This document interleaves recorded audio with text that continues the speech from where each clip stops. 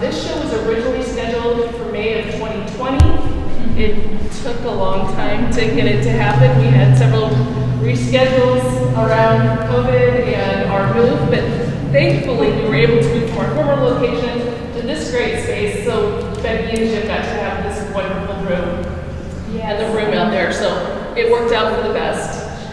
So thank you for coming, and Rebecca, Hermann, and Jim Butkus. And thank you for coming, everybody. Thank you for coming, and You can get closer. Elena for all they did.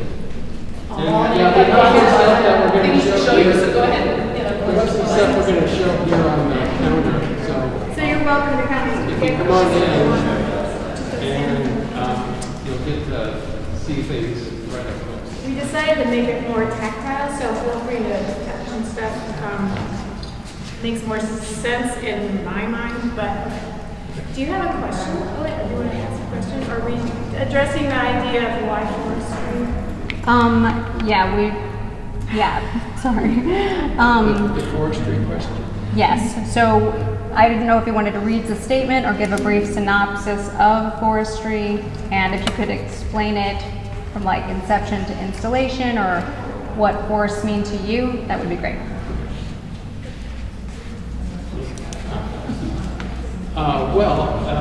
The idea of forestry we didn't come up with the idea of forestry and then make the work. It was the other way around, actually. And we just kind of realized that a lot of the images and drawings and pieces and so on and so forth that we were working on kind of had a similarity. And the similarity was that it had to do with these organic environments, dense kind of forestry kind of environments. So that kind of happened after the fact.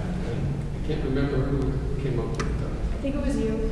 forestry. Yeah, you said, I have an idea of forestry. And I said, yeah, that's great. Because we work in the same places, we work in the same home, live together, and travel together, and so we're in the same places. And our work, well, it doesn't end up being the same, but I'm doing something different and Jim's doing another thing. So, but they do converge in many ways. And I'm hoping that some of this makes sense to see some convergence at some point. The way we both work is kind of consistently. So like, I'm always making things, and I don't know where they're going to end up. And the impetus usually comes from, nature. So I'm like drawing and painting what I see. My work is about processing the visible world, categorizing objects, events.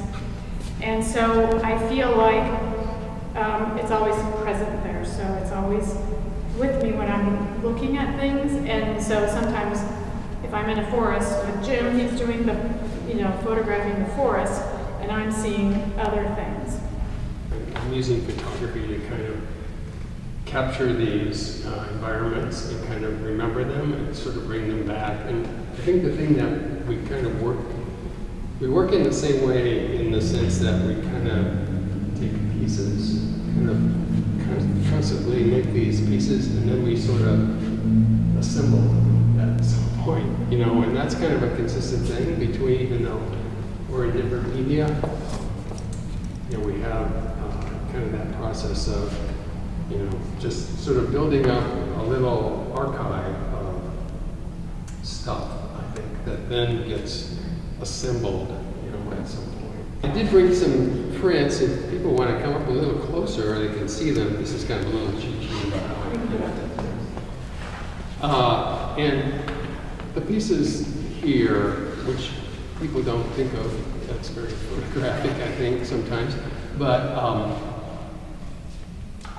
they confuse people a lot of times when I try to explain them. So I kind of made some prints that sort of show an evolution that I went through.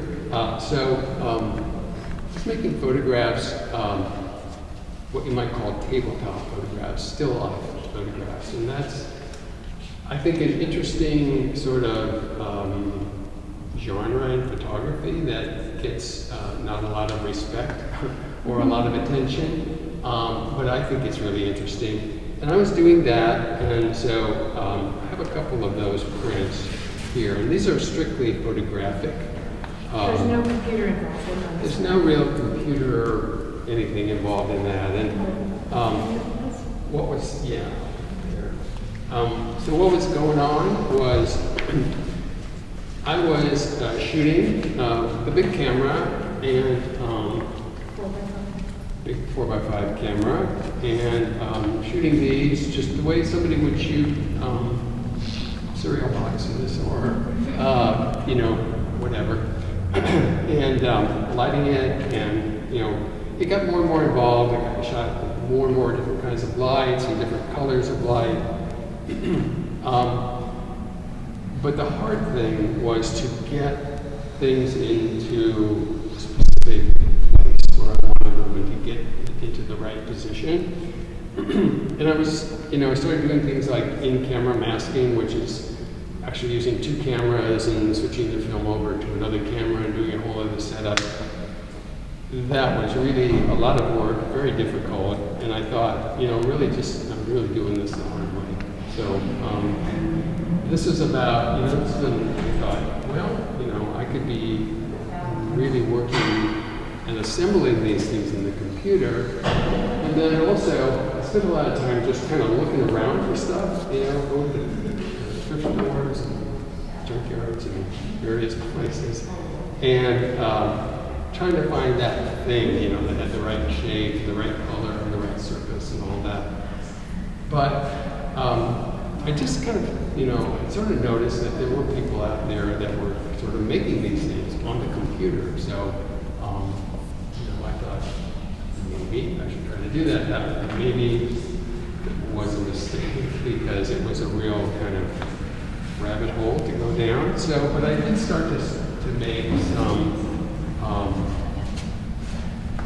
virtual objects, I guess you could call them, some three-dimensional things that really only exist in computer space, right? So there's, you know, there's this whole three-dimensional world. And that really allowed me to do so much other stuff. You know, I could put some things in back of other things. Things could defy gravity. Things could be different colors, and I could, you know, alter the shape of things and so on and so forth. And you can kind of see just two versions of the same image that are just processed in different ways. And so I was doing these composites, I guess you'd call them, that started to involve, you know, real-world things that I photographed and stuff that just kind of embedded on the computer. So, you know, and it got a little more elaborate. So this is a series of images where I'm really still working in the studio with the big camera, photographing things on a tabletop, but also interjecting these 3D objects into these scenes. So that is kind of how I got to the 3D stuff. And so, and this is just a little cheat sheet because people do have sometimes a hard time understanding, you know, what is that thing they're looking at.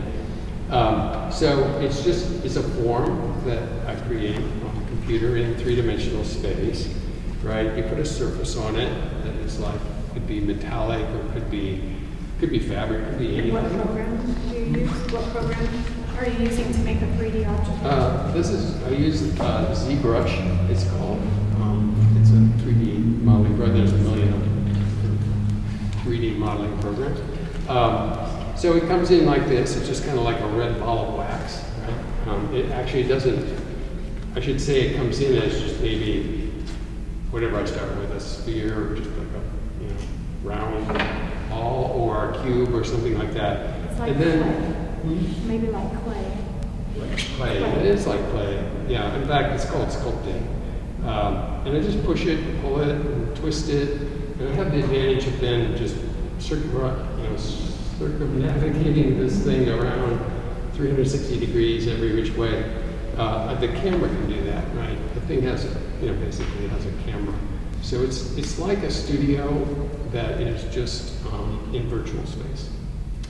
So it comes in, and then you put a surface on it, and then you texture it, and for that I use images that I make. And so that set of images gets, or an image gets wrapped around that form, and then I light it. Right? So it's like a virtual studio. I've got all kinds of lights that I can use. I can move them in and out. I can change the color. I can do all that stuff. So, and the panoramas are actually made up of a number of images. There are probably 6 or 8 images there that go all the way around in a 360. And so each of those individual images then comes into the computer, and it gets stitched together. It's all one seamless thing. And so at one end, it is exactly the same as this thing. So it's like you're in the middle of a cylinder, you're looking at the inside of that, except that it is unfolded and flattened out. So really, it can begin and end anywhere. So I like that ability to recompose it after I put it all together, because I can put this in wherever, I can put the middle wherever I want. So I like that flexibility. I said before, like, I've always been interested in a surface and really what happened before it arrived at the surface.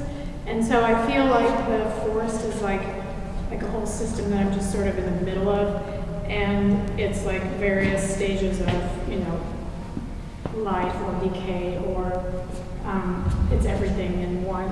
So in various forms of being finished and not finished. Part of my surface kind of obsession, or I don't know what to call it, is I started making drawings and then having stamps made, and I've been doing this for kind of forever.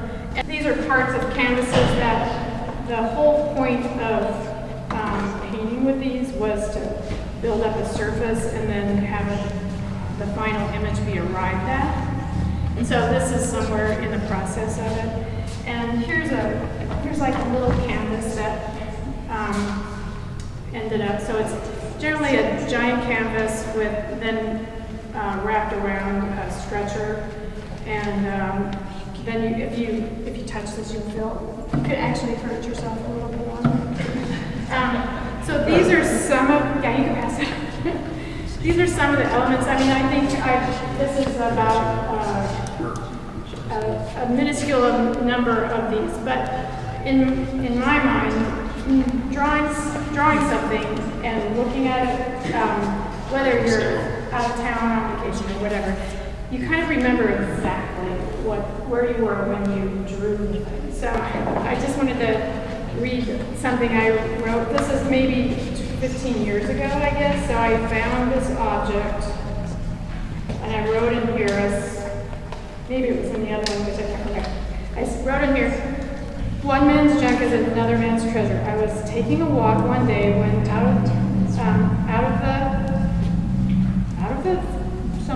out of the corner of my eye, I noticed a shining object lying on the ground. I picked it up. What an interesting shape. I wonder what it is, what it's originally used for. This is a new treasure for me. I couldn't wait to return home to show Jim. I got home and showed Jim, and he said, oh, that looks like something that could give you tetanus. And so, anyway, it was a different thing. And so it was like a drawing engraved in my mind. And then these also come from different things. And this actually has more like sentimental meaning to me, but it's something that is a grandmother thing. But what I decided was that when I use these and I create a surface and I create a painting out of it, I'm not creating a hierarchy of meaning. I'm just making everything even, so that in my mind, it's everything that you think about that image whatever it comes up is what you've projected onto it. So that's like the background of this, and the next background comes with this is like a 1/4 of 1% of these things that I do have. So these became drawings. These are parts of things that have been painted and drawn. And then they have been cut out, and then I occasionally take these, like let's say there are 2,000 of these, then there'll be an installation on the wall. And so I didn't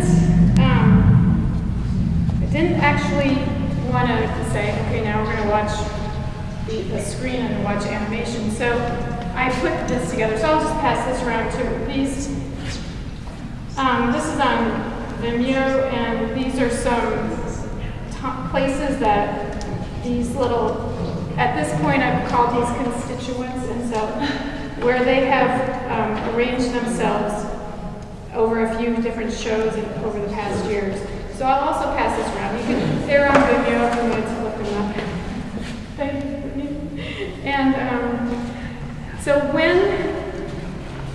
I'm not always able to take a whole giant wall and pin these pieces up in formations. So then they're also scanned in, and then I cut them out, and then I rearrange them. And this is just a sample print. It's marking different papers, and Jim's the printer.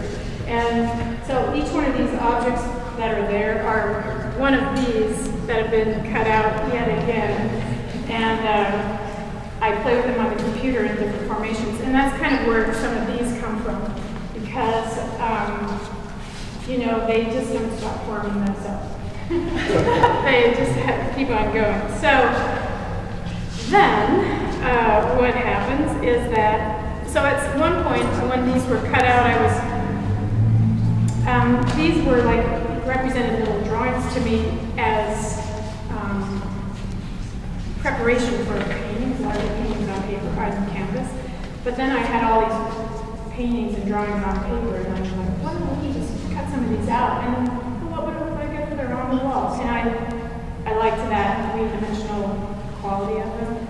So they then became, I don't know what it is. They then became things that, well, what if they were on both sides? And so that would mean that I have to take the paper and glue it together with matte medium. And so I kind of work the same way I work with canvases, like paint on paper and then cut the paper out, put it together. And I'm just going to pass this around because that's my favorite part. I love the feel of these. And one of the things is that I don't like to put them behind glass because the surface is kind of important.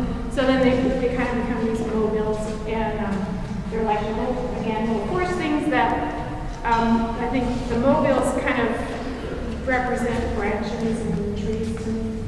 And I think that might be, I think that could be all. I'm just thinking that, these little things add up, like a forest adds up to like giant, tree, there's a forest, or each individual element is very important in and of itself. So I think of these also as just, they're not little objects, but they could be like big for me anywhere. So I kind of quickly made up like, what would it look like in a park? Or what would it look like giant, in this park? So anyway. Or with augmented.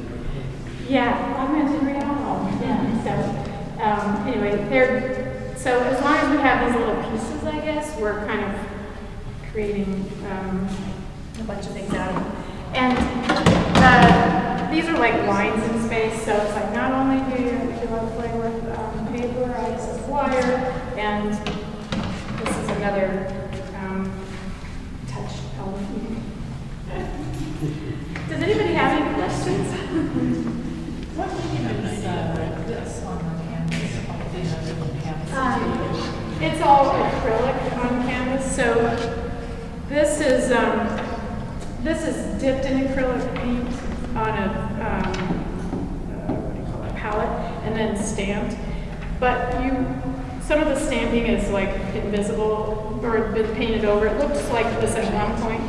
And then this is also like, these are also sewed on there. So this is something else sewed on. Those are good buttons for something. Yeah. These look like they belong in nature. I know, they came from nature, so they do. Yeah. Are you gonna do a big installation like that? Maybe. Are you doing much with AR? Yeah. Pardon me? Are you doing much with AR? Yeah. No, I'm not. We both Is that an teach. interest area? My problem, I would love, I don't know. I teach all the elements about AR, but I don't do it, and I think it's because I'd rather just touch it or something. I'm not sure. How do you arrive at the one you want to print and have your print? Well, I have about 400 of them, and about 375 rejects. So I think it's just a visual thing. One of the big decisions is taking that form and just kind of moving it around, and I can spend like a lot of time to decide what exact position that is going to look best. And then, I think that's the main decision. And then, because, the show has this theme of forestry, I think I just wanted something that would kind of fit that. Right? So as far as the texturing goes, but yeah, just kind of a lot of trial and error and a lot of rejects and just doing it visually, basically, I guess. Yeah. You mentioned the 4x5 format camera. Is that your favorite? Is that what you use for all of these? Some of these are shot with a 4x5. Nothing in this show is shot with film. Yeah, it's all digital. Gotcha. But these are, at least some of these, are shot on film and with the 4x5 camera. So it's scanned and then turn into prints. Jim, what's the determining factors of whether or not an image is black and white or you've been in color? Wasn't that you're trying to decide that on? Yeah. Well, for the panoramas, I think the earliest ones I did were more in urban environments, and the color was really interesting. And I got much more interested in doing just these purely natural environments. For one thing, the distortion that happens when you take and unfold this cylinder is not so obvious. And I like that fact when I was just out, where there's no sort of, or very few man-made anything. It just kind of looked like you're on a flat surface. But the color is pretty monochromatic, and I just thought that the black and white just was more interesting in those monochromatic environments. Forests are green and brown, and not much else. And I do like color, so as you can probably see from these early images. But I think my decision is just kind of based on whether the color is going to be a factor that's really going to, be interesting to me. Became aware a few years ago of a practice called forest bathing, as a form of meditation and healing. And so I know that with these images and photos that you have here, that there are sights and smells and sounds and breezes and leaf sounds and crunches under your feet that are associated with that. As you're processing these and recreating and putting these images back, do you feel like you're brought back to that meditative center that you find in that space? Yes. Well, yeah, for me, it's sort of like just being in my studio doing something is the recreation of that. So I'm sort of doing the forest over in my own way in my studio. And that, But I believe in forest bathing, pretty much. I think that it probably is a really, really healing thing. But it's kind of like the way painting and drawing is for me and putting things together. I gave you you said yes, but you have anything else to say? No, I was going to say, in some ways, it's better when you're back out of the forest. You can take There your are wild animals all your and tick stuff ticks, off. yeah, ticks. Have to find the ticks when I'm shooting.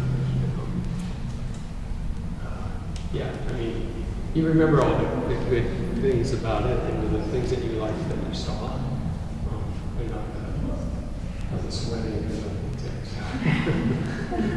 Yeah. Anything else? What's the furthest forest you've ever gone to? Furthest forest. How exotic are your forests? What's How the exotic do your forests get? How far do you go? forest away and then forest? Well, behind you on your right, and the big one out here, that's in South Carolina, at a place called Hunting Island, which is it's a state park, and it's not inhabited, and it's a beautiful place. It's like a perfect place, but it's full of. Is one of these Iceland? Is one of these Iceland, which This doesn't one have is forests? You wouldn't think that would be Iceland. They don't really have trees there. They have some, I guess. They did them. I'm surprised. I think of volcanoes. Not Yeah, three. no, it's, Yeah. yeah, there's a volcano right here. No, Iceland. So that's not much farther than Iceland, France, the States. Fun.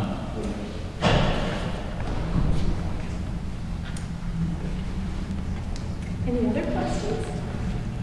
My girlfriend, have you ever thought about making like lampshades out of those? Probably, yeah. Right now. I guess, yeah, because the sky's kind of the limit, really, and honestly, like, I love to paint, and I like a surface. I need to paint that. I only did it to paint on a surface, on cardboard, because I really like painting on cardboard. And then I started accumulating them, and then what am I going to do with them? And it made sense to do that. And yeah, that would be a good idea to make a lampshade. But there's cardboard. I don't know how that. I guess with LED. Yeah. Sure, that's a great idea. I just have a comment. I just think it's interesting that he started with like this cylindrical image and went this way, and you took a flat thing and cylindrical. Like totally opposite. Yeah. How bad? That's They great. work well together. Interesting. Your work works really well together. Yeah, it does. Yeah, it's really Have you ever done a show together? What's the Lots of stuff comes out. Yeah, it's not like formal. It's more passive this way. Somehow it gets passed back. Have you guys ever done like an actual, like I know you talked about the idea of doing like a collaborative piece for this, but have you ever actually done anything like that? Nothing that succeeded. Okay, well, so I was We telling. started on it. We were going to, and all the time, see, like what doesn't show here is like I do have, well, it kind of shows with the grass, like that's why there's grass, because I want to make a forest, and I want to make a big giant tabletop forest, and I want Jim to do a panorama inside that. So, but I have to build I'll do the it, next show. and he has to agree to it, and so he's. Yeah, we do. And he also, with these, I have told him, we've discussed this before, where we have a little forest in our backyard where it's wild, and I want to go and make some things to put in for us, and then I want him to shoot it. But then if there's, so I think that would work, and we intend to have those lists in our head. But then once you start doing something like that, it's harder because who's directing? We can figure it out, but then it also, I think we enjoy what we do individually so much that then when it comes together, we have to probably really figure that out and maybe take time off and go somewhere and do it or something. I'm thinking off the top of my head. So Becky, is this silk screen or what is, this is your. Yeah. Is this painted or is this silk screen or no?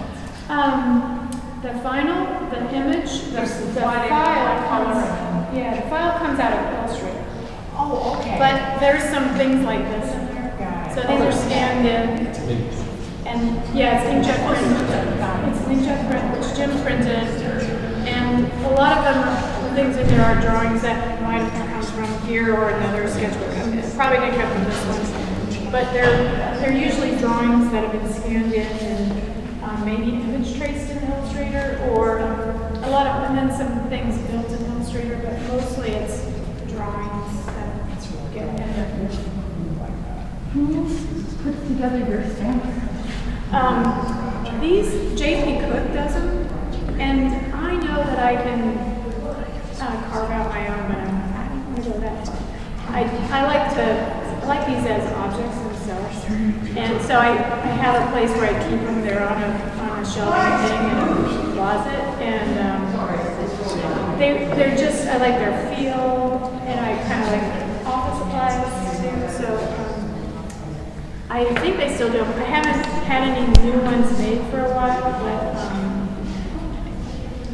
yeah, JP Cook is a good place. Do you go to these locations with the intention of photographing them, or do you just happen to like to travel and do it, naturally? We're traveling and I look for